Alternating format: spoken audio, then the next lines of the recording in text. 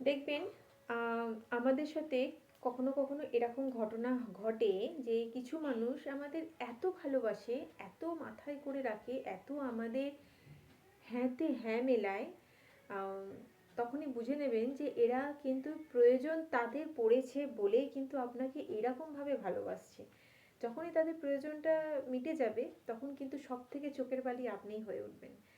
তাই আমরা কিন্তু সবাই এই ভুক্তভোগী, মানে আপনিও ভুগেছেন, আমিও ভুগেছি, অনেক মানুষই আছে এরকম ভুক্তভোগী। কিন্তু যে মানুষটা প্রয়োজনে কাজে লাগাবে বলে আসে তার এতটা ভালোবাসা দেখায়, এতটা ভালোবাসে যে আমরা তার শিকার হয়ে যাই।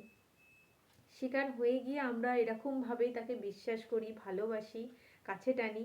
তারপর যখন তার প্রয়োজনটা মিটে যায়, যখন আমাদের সাথে এরকমভাবে ব্যবহার করে, তখন আমরা কষ্ট পাই। তাই এটা আমরা প্রায় সবাই ভুক্তভোগী। তাই সবাইকে এটা বলবো যে নতুন বছর আসছে, এখানে ভালো মন্দ মানুষ যেমন ছিল তেমন আছে, তেমনই থাকবে, কিন্তু আমরা তো পারি একটু নিজের মতো করে সতর্ক হয়ে যেতে।